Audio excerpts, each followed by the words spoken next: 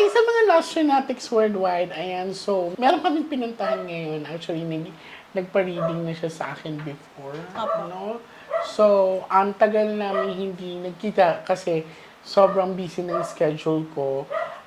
Nandito kami ngayon sa kanila kasi minarapat kong puntahan dahil may gusto akong makita sa bahay nila kung meron man talaga. Minarapat kong puntahan siya dito sa bahay nila dahil may gusto kong makita dito mismo sa tinitirhan niya. Sana ipakita sa mga baraha. So, sana wag ilabas yung bad luck card, Opo. ha? Okay, so ready ka na? Yes po. Maraming salamat ha sa pagpapatuloy mo sa amin dito. So, I want you to pick one card. Sana hindi na rin Thank po. you. So, this is you, darling. I'm Opo. hoping that this is a red card. So, ilang beses din po natin na yung unang punta ko lang po sa inyo yung nag-red card yung ano ko. Tapos the rest po black For na. black na, Opo. no? So, mag-ask na tayo ng prayer.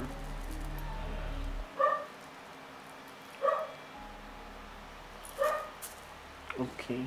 So, this is you. Sana pula. And cut the cards into 3.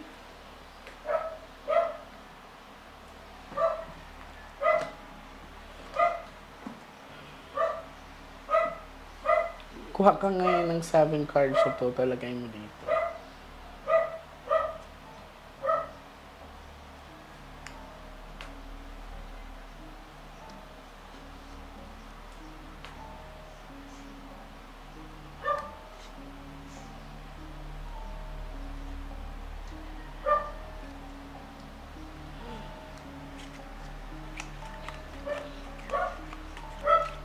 So, this is you. I'm hoping that this is a red card. Okay, very good. 4 bucks. So, this is a 4 bucks of dark. Andito yung partner mo. So, wala pa kayong baby? Wala yung pa partner po. mo? Opo. So, ilang taon na kayo magkasama? 5 years na po. I see.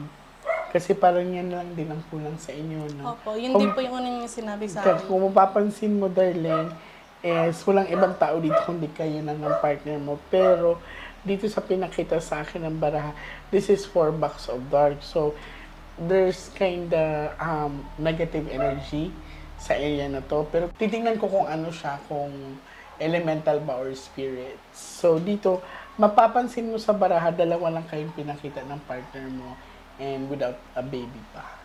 Okay.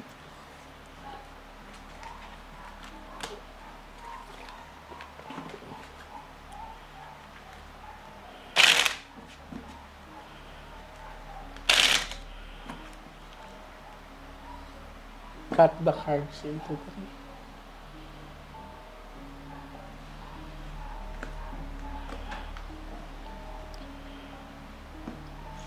Kuha ka ngayon ng 9 cards of total, lagay mo dito.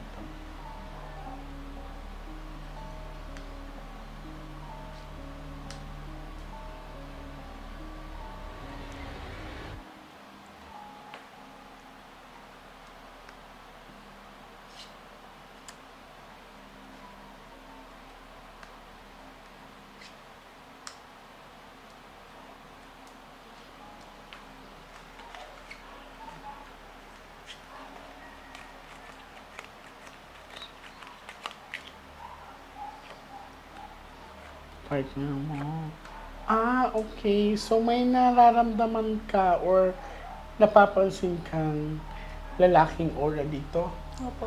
no? Matandang lalaki po. Oo. Kasi eto, Bali nga po, paginipan ako, last week lang po ata yun.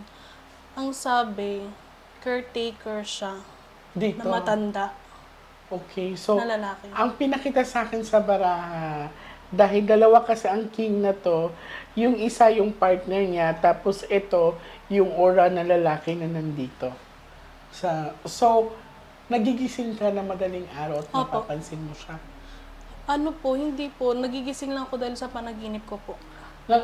Pinapadaan niya sa panaginip Opo. mo. Opo. Okay. Ilang beses na po. Titignan natin kung dito ba talaga siya. Lalaking aura nga. Okay. Hindi ka ba nagtanong sa una may-ari nito kung meron bang namatay dito na matanda or binurol na matanda? Hindi naman po. Pero po, nung bata pa po ako, meron po kasing ano eh, may matanda po talaga na parang may-ari nito. Tapos, naalala ko pa siya eh. Pero yung mukha niya, hindi na po. Hindi mo naman. Pero alam ko po yung pangalan niya. I see. Kasi baka yun yung may-ari dati ng Opo. bahay na maaaring nagpaparamdam or maaaring yung area na to is mahalaga sa kanya. Kasi lalaking aura ang pinapakita eh. So, may time ba napapansin mo, like for example, nakatalikod nga, na parang may dadaan Opo. sa ano mo? Opo. Okay. Yun bang, kunwari, naguhugas ka dyan, tapos bigla ka na mapapalingon naman. Kasi yung parang may nakatayo sa likod ko. Exactly. So, maaring Kala ko nga minsan, kasi minsan ginugulat ako ng asawa ko, minsan na parang nakasanayan ko. Pero pag lumilingon ako, walang tao. Opo. So, may time na akala mo asawa mo yung parang binibiro ka lang. Opo. Yan. So, usually, ikaw lang dito mag-isa. Opo. Bali po may aso po ako, pero dinala ko lang po doon sa kabila. I see, I see. Well, maganda din na pag may aso Opo. ka ha. So, sa pinakita sa akin ng mga baraha, may aura ng isang lalaki na nagpaparamdam or bumibisita dito sa area na to. And yan, si ate ay naka-experience mismo na parang may dumadaan sa likuran niya na mabilis or parang may nakatayo sa likod niya mismo. So usually, isa din yan sa mga way ng pagpaparamdam. Opo. So, you don't have to worry kasi ang gagawin ko, iikutin ko tong lugar na to at i-cleanse natin, isi-shield natin. Nagkakaroon ka rin ng panaginip na hindi magaganda? Opo. Or binabangungot ka lagi Opo. dito? Saan yung area ng Bali kwarto po, niyo dito ba? Dito po yung kwarto namin. Okay. Neto nga lang po, siguro netong buwan lang, parang ilang beses po ako na, bigla na lang ako nagigising kasi hindi ako nakakahinga. Nakahinga, okay. Cut the cards into 3. So, nagkakaroon nga siya ng mga episode ng bangungot or hindi magandang panaginip. Neto lang po yun sa akin nangyari. Sunod-sunod yun. Opo. Sinabi ko nga sa asawa ko, tapos sabi niya sa akin, magpa-check up na daw ako. Tapos, lagi rin po kita nakikita sa YouTube. Sabi ko, kailan kayo makapunta dito si Miss Jane? Okay. So, nagulat ka na lang, nakinanta Opo. ka namin. Okay. So, kuha ka ngayon ng last 12 cards sa total.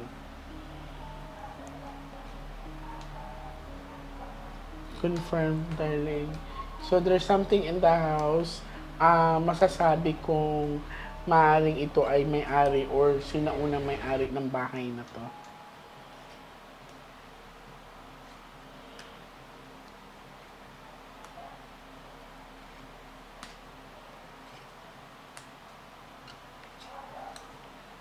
Yung asawa mo, nagkakaroon din ba siya ng hindi magandang panaginip or ikaw lang mismo? Ano po, bali, nung una siya po yung laging nagigising ng Okay. madaling araw. Tapos, netong taon, last year yun po eh. Parang simula po nung nagpunta kami sa inyo, lagi po siya nagigising ng madaling araw. Madaling araw. Sabi ko sa kanya, magparid ka rin po kaya kay Miss J. Sabi ko sa kanya. Sabi niya naman, sige, yun nga lang, parang hindi nagsasakto yung schedule. Opo. Okay. Una rin po sa akin po ganun, parang 2 years din po ata bago po ako Ang tagal, bago po ako grabe. makaano sa inyo. Tapos nung nag-message po sa akin yung isa niyo pong ginrab ko na po agad yon. Yun nga lang po, unang punta ko po sa inyo, meron na agad. Punong itim, bad luck Opo. card, no? Kaya, naalala ko, dapat may tutulungan ako eh. Opo. Kaya, sabi Kasi na po nag-cleansing na po ako, inano niyo na po ako sa noo, kaso ganun pa rin, may bad ko, bad luck luck card card pa pa rin. No? Dirt. Tapos, after nito, no, ang gagawin natin kasi ikutin ko to. And then, lalaking orang kanina pa to. Wala ka nakitang queen, di ba? Opo. So, ayan. Sa pinakita sa akin, confirm po na may lalaking aura sa area na to. Ang gagawin ko is ikutin ko to, isi-sealed ko to. And then, within 1 week to 2 weeks, magsabi ka kung may nararamdaman ka ba. Opo. Okay.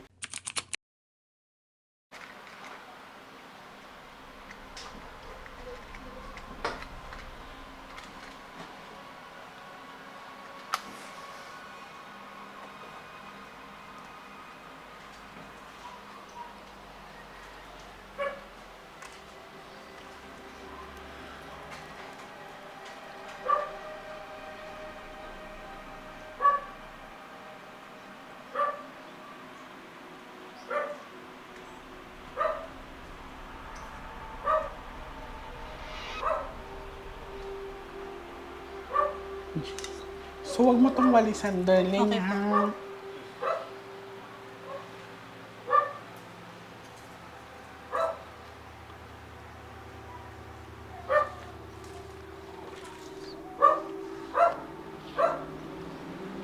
Tapos dyan po yung kwarto namin. Ah, okay.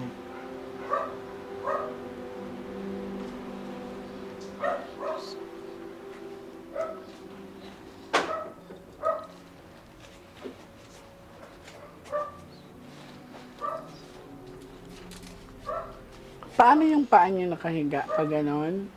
Yung una po pa ganito, tapos nagpaganito po Wag kami. kasi ano sa pinto. Pintuan. So, ganun lang ang higa niyo dapat, Okay po. ha? Wag yung paa niyo labas sa pinto.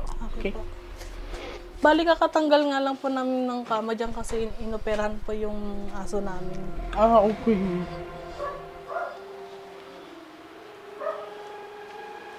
So, parang ang baby niyo na ngayon is yung aso niyo. Opo. Tapos dyan, bali, pangalawang kwarto po sana. Bubuksan ko to, ha? Sige po. Tapos ganyan na lang po yung ginawa namin. Ah, so parang ito na yung kitchen niyo. Opo, dito na kami kakain. Huwag ka matakot kasi wala naman siyang masamang parang Intention. he doesn't like tend to possess you. Dalaw lang talaga. Yung parang siguro nagpaparamdam lang siya or na-miss niya yung lugar na to. But don't you worry, inasealed ko naman. Tsaka nga po, yung mga kakilala ko na, yung namatay na, parang maano po sila sa panaginip ko. Kaya yung ginagawa ko, pinapamisahan ko po sila. Pamisahan ka na, tapos dasal, yun talagang importante. So,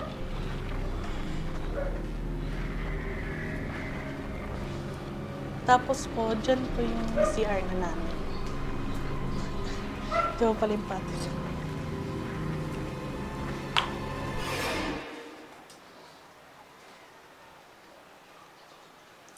Pinalagyan ko nga po dito ng pintuan kasi na po siya, yung bukas Sapa to, na, opo. sapa, okay. Yan. So, wala naman ako naramdamang entity. Marahil, ang taas ng chances na yung nagpaparamdam dito, yung napapansin mo, is yung may-ari, sinaunang may-ari. So, eto, wag mo tong itapon, darling. Okay Ilagay po. mo lang to sa altar. This is sealed with a prayer. Okay po. Okay? Pag may maramdaman ka pa ulit, lalo na pag medyo mabigat na, message mo yung admin namin. Sige Okay? po. Opo. Thank you so much. Thank you Ate po. Tiwala. Thank you. Thank you po.